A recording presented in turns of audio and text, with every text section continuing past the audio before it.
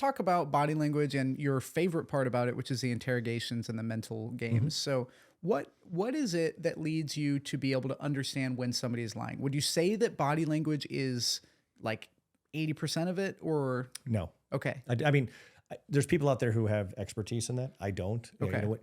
When I was trained in 1995, there was all sorts of horse shit they would tell us, like if your eyes moved up and to the left, it meant you were looking for an answer and you were lying. But that's been tested again and again and again, and it just doesn't bear out. To me, there's no substitute for knowing the facts of the case before you walk into an interview, right? So I want to know every single thing about this case. I want to know every piece of evidence. You know, I don't want to be just catapulted into an interview without being prepared. And so for me, that preparation is there. Sure. And giving me a sense of comfort that this person actually did it. And then you could kind of take a look at their body language and set a baseline. What are they like? You know, Yeah. is this person a fidgety person by nature when you're talking to them about the Super Bowl? Right. Or or is this person, you know, totally cool, but then when they start lying, they start fidgeting? So Right. I believe in that kind of body language, but Yeah. I don't believe in sort of the let's watch and see if his eyes go up and to the left or down and to the right.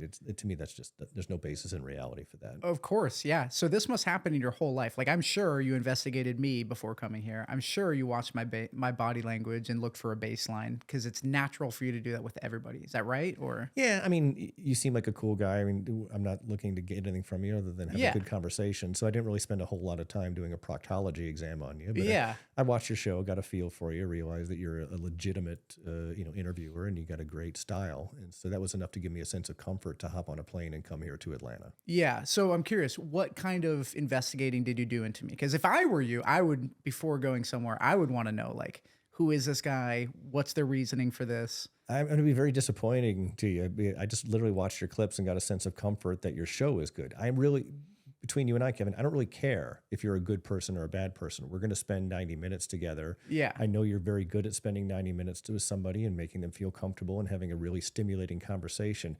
It kind of begins and ends with me there. Like, I don't care how many speeding tickets you have, or if you're, I don't mean like that. I mean like if I were in your position and somebody invited me, maybe I'm just paranoid by nature. If I was an FBI agent, I would always wonder. But I did see something that you said, which was phenomenal. I believe it was on the show that we just talked about, but you said somebody asked you, do you ever worry about people hurting you, like trying to come back? And you're like, why would they? It's such a waste of their time. Yeah, I mean, that's sort of a Hollywood trope, right? Is that the guy is sitting in prison, like staring at my photo, just can't wait till he gets out so he can like murder me and my family.